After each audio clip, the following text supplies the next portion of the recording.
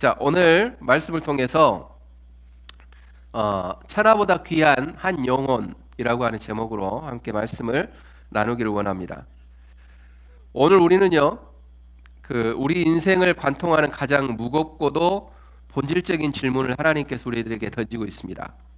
그게 뭐냐면 예수님께서 마태복음 16장 27절을 통해서 우리들에게 이야기하는 것이 사람이 만일 온 천하를 얻고도 제 목숨을 잃으면 무엇이 유익하리요? 사람이 무엇을 주고 제 목숨과 바꾸겠느냐라고 하는 질문을 던집니다. 이 질문은 단순히 어떤 종교적인 어떤 수사학이 아닙니다. 이 시대를 살아가는 우리 모두에게 가슴을 찌르는 날카로운 경고이자 바로 하나님의 사랑의 호소입니다. 그래서 성도님들이 원하시는 오늘 성경에서 말하는 이 천하라고 하는 건 뭘까요? 천하. 오늘 말씀에 보면 사람이 만일 온 천하를 얻고도 라고 이야기합니다. 다시 말씀드리면 이 천하라고 하는 것은 내가 원하는 것, 내가 소원하는 것이라고 볼 수가 있습니다. 그래서 우리는 끊임없이 무언가를 얻기 위해서 달려갑니다. 더 많은 재산을 위해서, 그리고 더 높은 지위를 위해서, 그리고 자녀의 성공을 위해서, 그리고 남들보다 더 부러운 삶을 살기 위해서, 안락한 삶을 살기 위해서 우리는 끊임없이 달려왔습니다. 그래서 이 모든 것이 우리가 그토록 갈망했던 아마 천하일 수도 있습니다. 그런데 주님은 그 가운데 살아가고 있는 우리들에게 질문을 하고 있는 겁니다.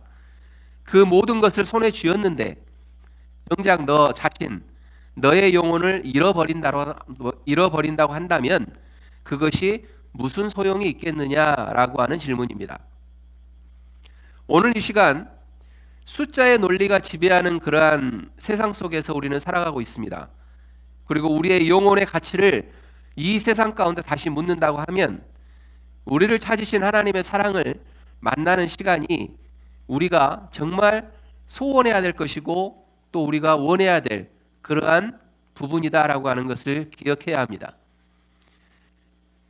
그렇기 때문에 우리는 지금 얻는 것에 취해서 얻을 것을 보지 못하는 시대에 살아가고 있는 우리의 모습들을 볼 수가 있습니다. 무슨 이야기냐면 오늘 성경 말씀에서 말하는 이 목숨이라고 하는 그 단어는요, 헬라어로 푸시케라고 하는 단어를 사용하고 있습니다. 단순히 숨쉬는 생물학적 생명을 넘어서 우리의 전인격적인 것, 그리고 존재의 본질, 그것이 바로 우리의 영혼을 의미하고 있다라고 하는 말씀입니다. 오늘날 많은 현대인들이 겉으로는 성공인 듯 성공한 것 같은 삶을 살아가고 있습니다. 그리고 또 그렇게 많은 사람들에게 보이고 싶어 합니다. 직장에서도 인정받고 싶고 또 가정에서도 평안해 보이기를 원합니다. 그러나 그 내면을 들여다보면 어떻게 보면 깊은 공허와 불안이 자리 잡고 있습니다. 한국 사회뿐만이 아니라 이민 사회를 보면은요, 통계를 보면 우울증이 심한 사람들이 예전에 비해서 많아졌다라고 이야기를 합니다. 우리의 삶은 형편은 좋아졌을지 모르지만 우리의 내면적인 모습, 우리의 영혼적인 그러한 갈망들은 여전히 아직 부족하다라고 하는 겁니다. 그렇기 때문에 새벽같이 일어나서 치열하게 경쟁하고 그리고 밤늦도록 우리는 늘 수고하지만 문득 이런 생각들이 들 겁니다. 내가 지금 어디로 가고 있는가? 그리고 나는 누구인가라고 하는 질문 앞에 우리는 늘 앞에 서면서 말문이 막힙니다. 그래서 우리는 혹시 성공을 위해서 가족과의 시간을 희생했던 그러한 기억들을 우리는 할 수가 있고요. 그리고 안정을 위해서 양심의 소리를 외면했던 그런 우리의 과거의 모습들도 있었습니다. 그리고 세상의 인정을 얻기 위해서 내면의 평안을 갉아먹고 있지는 않는가라고 하는 부분에 있어서 우리는 늘 고민하고 있는 것도 사실입니다. 그런 상황 가운데 있는 우리들을 향해서 예수님은 경고처럼 우리는 어쩌면 천하를 얻으려고 정작 가장 소중했던 것들을 잃어버리지는 않았느냐라고 하는 질문을 우리들에게 마태복음을 통해서 말씀을 하고 있다라고 하는 겁니다. 우리는 천하를 얻기 위해서 나 자신을 잃어버리면 안 됩니다. 이거를 자기 상실이라고 하는 그 위기 속에 빠지면 안 된다라고 이야기를 하고 있는 겁니다. 그래서 이것이 오늘 우리가 직면한 어떻게 보면 영적인 현실일 수도 있다라고 하는 것을 우리는 기억해야 합니다. 하지만 하나님께서는 이러한 우리들의 모습을 보시면서 그냥 내버려 두시지는 않습니다. 너희들이 그렇게 힘들고 어렵고 내면적인 어떤 영적인 상황 가운데에서 지쳐 있는 그런 모습들을 보면서 내가 너희들을 그렇게 보진 않겠다라고 하나님은 이야기를 하시는데, 그 말씀이 바로 누가복음 15장에 나오는 비유가 그 말씀에 해당됩니다. 하나님은 우리를 절망 속에 내버려 두지 않으십니다. 바로 이 지점에서 바로 누가복음이 우리들에게 전해주는 메시지입니다. 우리에게 놀라운 하나님의 마음을 보여주시는데, 우리가 잘 알고 있는 잃어버린 양의 비유입니다. 4절 말씀에 보면 너희 중에 어떤 사람이 양 100마리가 있는데 그 중에 하나를 잃어버리면 99마리를 들에 두고 그 잃은 것을 찾아내기까지 찾아다니지 아니하겠느냐라고 하는 말씀을 해요. 자, 이 비유를 한번 세상의 어떤 경제적인 논리로 한번 우리가 생각을 한번 해보겠습니다. 세상의 경제적인 논리로 보면 말이 되는 이야기일까요? 아닐까요? 100마리가 있어요. 근데 목자가 한 마리를 양을 세어보는데 100마리가 있어야 되는데 99마리만 있어요. 한 마리가 없어요. 어떤 이유가 됐든지 탈출을 했겠죠. 나갔어요. 그런 가운데에서 그 목자는 양 한 마리를 찾으러 나간다라고 이야기를 하고 있는 겁니다. 경제 논리로 보면은 이래요. 양 100마리 중 한 마리를 잃었습니다. 경영학적으로 보면 위험을 감수하며 한 마리를 찾으러 가는 것보다 안전하게 99마리를 지키는 것이 어떻게 보면 합리적입니다. 소위 말하는 것은 손절하는 것이 이익이라고 하는 겁니다. 한 마리를 그냥 버리더라도 99마리를 내가 챙기는 것이 경제적으로 합리적이라고 하는 것이 세상 경제입니다. 그리고 또 우리는 그렇게 살아왔습니다. 그러나 하나님은 수학적인 논리를 가지고 말하지 않습니다. 목자는 99마리를 들에 두고 떠났다라고 이야기합니다. 여기서 말하는 들에 둔다라고 하는 것은 무엇을 의미하냐면 안전한 울타리를 의미하는 게 아닙니다. 여기에 들에 둔다라고 하는 것은 목자의 부재라고 하는 위험을 감수함에도 불구하고 한 마리를 찾아서 떠난다라는 이야기입니다. 왜 그랬을까요? 우리의 논리상에서는 이해가 안 되는 이야기죠. 도대체 그 한 마리가 무엇이길래 목자는 이런 무모한 선택을 하셨을까라고 하는 게 우리들이 가지고 있는 퀘스천입니다. 그러나 중요한 것은 바로 그 한 마리가 숫자가 아니라고 하는 것을 하나님은 이야기하고 있습니다. 우리는 숫자로 계산합니다. 100에서 하나가 빠지면 99가 남으니까 나에게는 아직은 이익이야 라고 생각을 하고 포기합니다. 그러나 하나님은 이걸 숫자로 보는 것이 아니라 생명으로 보았다라고 하는 사실을 우리는 기억해야 합니다. 하나님에게 우리는 100분의 1이 아닙니다.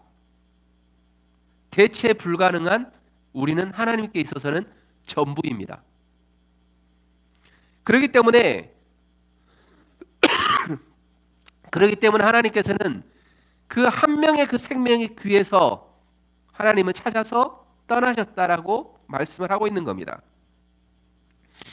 그러나 당시 종교 지도자들은요, 의로운 사람들만 하나님 곁에 있을 자격이 있다고 생각을 했습니다.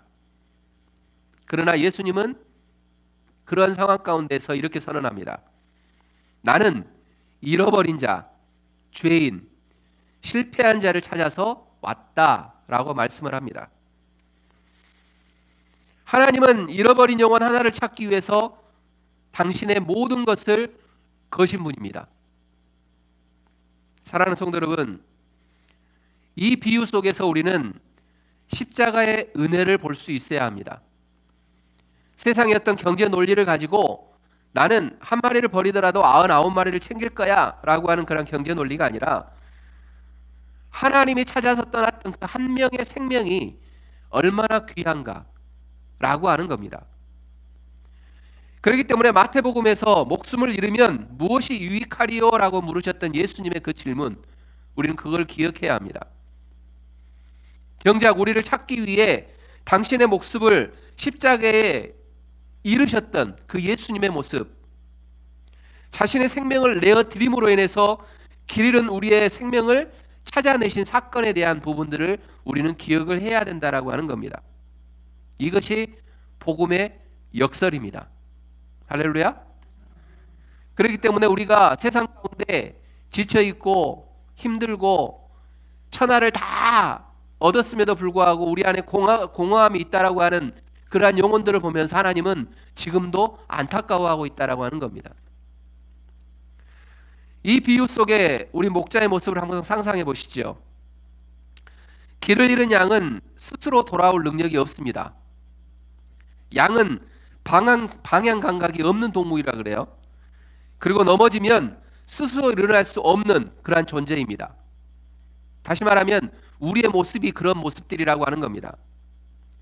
그저 두려움에 떨며 울고 있을 뿐 어디로 갈지 모르는 그 한 마리의 양을 하나님은 다가가신 겁니다.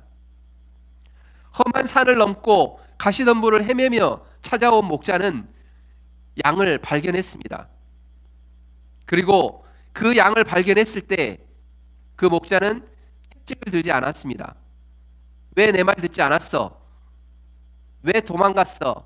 왜 무리에서 벗어났어? 라고 하는 것들을 그 양에게 이야기하지 않습니다. 왜 길을 잃었느냐? 왜 말을 듣지 않았느냐? 그렇게 꾸짖지 않았다라는 겁니다. 대신 또 찾아낸 즉 즐거워 어깨에 메고라고 말씀을 합니다. 목자는 그 더러워지고 상처 입은 양을 자신의 어깨에 메고 보물을 찾은 것처럼 기뻐하며 집으로 돌아왔다라고 말씀을 하고 있습니다. 이것이 바로 저와 우리 사랑하는 성도님들을 향한 하나님의 마음입니다. 우리가 죄로 인해서 길을 잃었을 때, 인생의 무게에 짓눌려서 쓰러져 있을 때, 그리고 주님은 우리를 정죄하는 대신에 찾아오셔서 어깨에 우리를 메고 우리를 위로하실 뿐만이 아니라 천국 잔치를 여셨다라고 하는 사실입니다. 7절 말씀을 한번 볼까요? 죄인 한 사람이 회개하면 하늘에서는 회개할 것 없는 의인 99으로 말미암아 기뻐하는 것보다 더하리라 라고 말씀을 합니다. 하나님의 기쁨은요, 우리의 성공에 있지 않습니다. 우리가 하나님께로 돌아옴에 있습니다. 할렐루야. 세상 가운데 지쳐서 세상의 어려운 가운데 있거나 어떤 걱정, 문제들에 봉착했을 때 하나님은 그 상황 가운데에서 허둥대면서 지쳐있는 우리의 모습들을 하나님은 원하지 않는다라고 하는 사실입니다. 늘 하나님을 찾고 하나님께 돌아오기를 원하고 계시는 분이 바로 하나님이 원하시는 기쁨이다라고 하는 것들을 기억하셨으면 좋겠습니다. 그렇기 때문에 이 비유가 이제 우리의 삶으로 이어져야 하는데 어떻게 이어져야 될 것인가? 오늘 이 자리에 계신 성도님들은 어떤 상태에 계신다고 생각이 되어지십니까? 어떤 분들은 잃은 양으로서의 한 마리가 나다라고 생각하신 분들이 있을 거고, 또 어떤 분들은 99마리의 자리에 나는 있다라고 생각하신 분들이 있을 거예요. 이제 두 가지의 부류로 우리가 생각할 수 있다라는 겁니다. 자, 첫 번째로는 잃은 양의 나를 비유하는 겁니다. 세상에서 성공하려다가 영혼이 지쳐버린 분, 그리고 죄책감과 실패감 속에서 숨어 계시는 분들, 그리고 사람들은 우리를 평가하고 숫자로 우리를 평가하면서 우리를 높고 낮음에 대한 부분들을 이야기합니다. 그런 가운데에서 지쳐있는 사람들, 그렇지만 하나님은 우리들을 포기하지 않고 지금도 계속해서 찾고 계십니다. 그렇기 때문에 우리는 내가 잃은 양이다라고 생각하면 어떤 마음으로 있어야 되냐? 부끄러워하지 말고 하나님께 돌아오는 것이 중요합니다. 그렇지만 그 양은 돌아올 수 있는 힘이 없어요. 방향 감각도 없고 어디로 가야 될지 몰라요. 지금 우리의 처지가 그래요. 그럴 때 우리는 하나님께 돌아온다라고 하는 의미는 뭐냐면 하나님의 이름을 부르는 거예요. 하나님을 찾는 거예요. 그게 하나님께 돌아오는 거예요. 내가 하나님께 돌아간다라고 이야기하니까 내 자성으로 하나님께 한 걸음 한 걸음 간다라고 하는 의미가 아니라 내가 힘들고 내가 지쳐서 어려운 상황에 있을 때 내가 찾을 수 있는 분이 오직 하나님밖에 없다라고 하는 것을 고백하는 것이 하나님께 돌아오는 그러한 잃은 양의 모습이다라고 하는 것을 우리는 기억해야 합니다. 그렇기 때문에 회개는 우리가 회개한다라고 하는 것은 수치가 아닙니다. 목자의 어깨에 올라타는 가장 안전한 회복의 시간이다라고 하는 것들을 기억하십시오. 그렇기 때문에 우리는 끊임없이 하나님 앞에 회개의 삶을 살아야 합니다. 그 다음에 두 번째로는 내가 잃은 양이 아니고 100마리 중에 99마리에 속해 있다라고 생각하시는 분들도 계실 겁니다. 왜 그런 생각을 할까요? 이게 중요해요. 왜냐하면 많은 사람들이요, 나는 잃은 양의 99마리가 아니라 한 마리의 양이 될 수 없다고 생각하는 거예요. 왜냐? 오늘날 교회들을 한번 살펴보면 좋겠어요. 우리끼리 모여서 우리는 안전해. 교회라고 하는 울타리가 있기 때문에 우리는 안전해. 그리고 우리는 외롭지 않아. 성도들이 있으니까 외롭지 않아. 그러면서 우리는 평안해 라고 안주하시는 분들이 가끔씩은 있습니다. 근데 예수님은 잃어버린 한 마리를 위해서 어떻게 하셨습니까? 울타리를 넘으셨습니다. 다시 말씀드리면 99마리가 성경에 나오진 않지만 목자가 없는 가운데에서 한 마리의 양을 찾으러 간 그 목자를 바라보면서 99마리의 양들은 어떤 생각을 했을까? 성경에 없는 이야기예요. 그냥 한번 생각해 보시자고요. 그 99마리는 어떤 마음에 있었을까요? 마음이 평안했을까요? 똑같이 불안했을 겁니다. 왜? 99마리도 양이고 한 마리도 양이에요. 아까 제가 양의 특징이 뭐라 그랬습니까? 방향을 모른다 그랬죠. 99마리도 목자가 없으면 99마리가 있지만 얘네들도 어디로 갈지 몰라요. 한 마리도 마찬가지예요. 그러니까 이 99마리도 마음속에는 안전해 라고 하는 것보다 뭐가 더 있었을까요? 불안감이 더 있었겠죠. 다시 말씀드리면 우리는 우리들에게 계속해서 최면을 거는 거예요. 나는 안전해. 나는 안전해.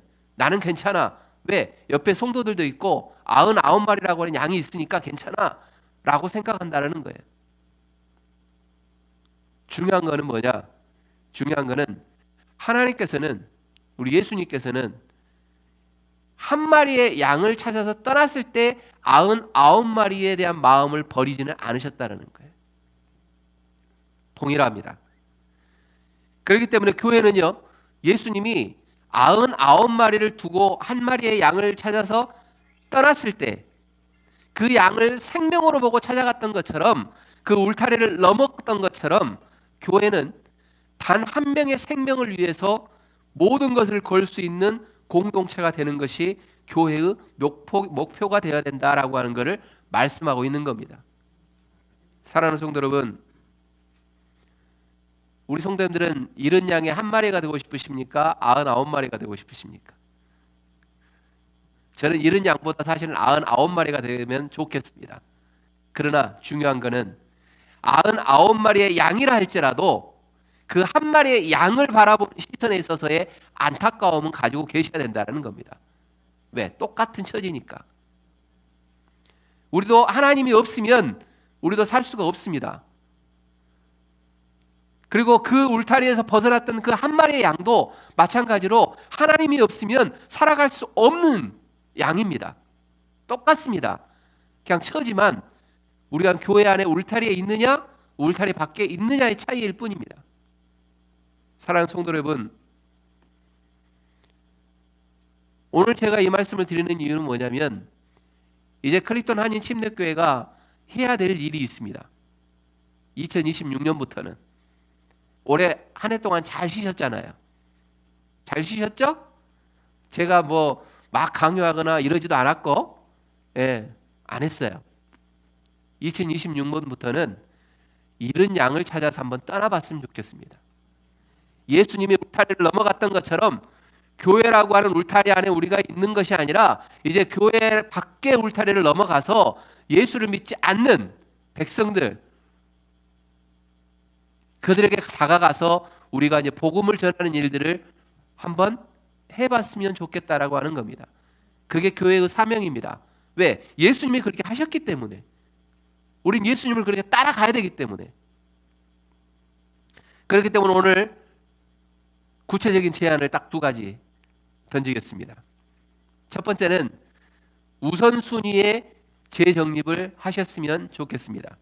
나는 그리스도인이야, 나는 크리스찬이야 라고 생각에만 머물지 마시고 이제부터는 표현을 하셨으면 좋겠다라는 거예요. 이번 한 주 잠시 멈추고 내가 얻으려는 것이 내 영혼을 팔 만큼 가치가 있는가에 대한 고민을 한번 해보셨으면 좋겠습니다. 그리고 정직하게 물으십시오. 가족과 함께 식사하고 기도의 자리를 회복하는 것으로부터 내 영혼을 지키는 것부터 한번 시작해 보셨으면 좋겠습니다. 그리고 두 번째는 관계의 회복입니다. 주변에 잃어버린 양처럼 방황하고 있는 이웃들이 있는지, 내 남편이 될 수도 있고 내 네이버 이웃들이 될 수도 있고 내 가족들이 될 수도 있고 내 친구들이 될 수도 있습니다. 한번 찾아보십시오. 그리고 혹시 내 주변에 실패한 동료들 그리고 교회에 나오지 않는 지체가 있는지 한번 둘러봤으면 좋겠습니다. 그리고 중요한 것은 그들을 절대 판단하지는 마십시오. 예수님이 찾아갔던 것처럼 그리스도의 그 사랑으로 찾아가서 그들을 위로하십시오. 괜찮니? 라고 하는 작은 관심, 그것도 좋고요. 따뜻한 밥 한 끼가 그들을 주님께로 인도하는 목자의 어깨가 될 수도 있습니다. 중요한 것은 뭐냐? 내가 먼저 손을 내미는 겁니다. 그들이 손을 내밀어서 내가 손을 마지못해서 내미는 것이 아니라 우리가 먼저 손을 내밀고 괜찮니? 라고 질문해 보는 겁니다. 사랑하는 성도 여러분, 어려운 제안은 아닙니다. 내가 가지고 있는 우선순위가 온전히 하나님 앞에 다가가겠다라고 하는 우선순위가 먼저고, 두 번째로는 그 우선순위 안에서 목자의 마음을 가지고 내가 사람들과의 관계의 회복을 갖고 그리스도의 사랑을 온전하게 증거하겠다라고 하는 그 목표점이 우리의 삶 가운데 있어야 된다라고 하는 사실입니다. 그러한 부분들에 우리 성도님들이 동참하셨으면 좋겠습니다. 할렐루야?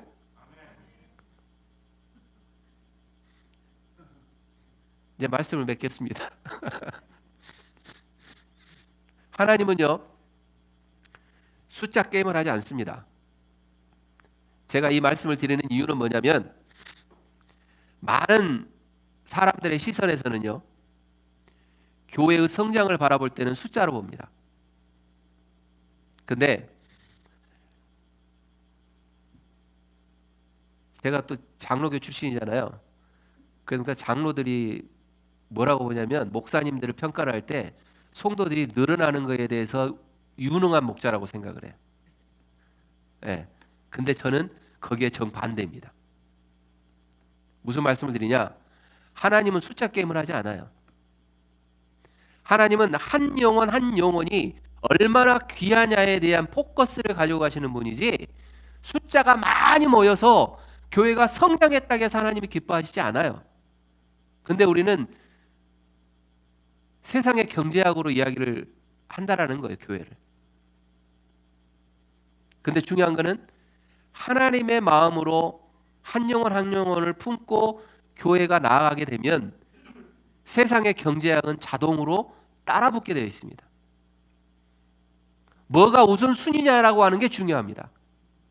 그러나 우리 클립톤 한인 침례교회는 우선순위가 한 영혼에 있었으면 좋겠습니다. 그게 먼저입니다. 그 다음에 교회의 부흥은 우리가 하는 게 아니라 하나님이 하십니다. 그 부흥이라고 하는 건 하나님의 몫입니다. 단지 우리는 최선을 다해서 잃어버린 한 영혼을 찾는 것이 우리들에게는 중요한 겁니다. 한 사람, 바로 성도님들이 천하보다 귀하다라고 하는 사실들을 기억하시고, 오늘 누가복음 본문의 마지막 절에서는 예수님이 그 한 영혼을 찾았을 때 하시는 모습이 뭐였습니까? 잔치를 베푸는 거였습니다. 나와 함께 즐기자, 나의 잃은 양을 찾아내었노라 라고 아마 환호성을 치고 있는 모습 같아요. 우리가 잃어버린 영혼에 대한 관심을 회복할 때에 바로 우리 교회가 세상의 성공보다 한 영혼의 구원을 더 기뻐할 때 우리 공동체는 천국의 기쁨으로 충만해질 것입니다.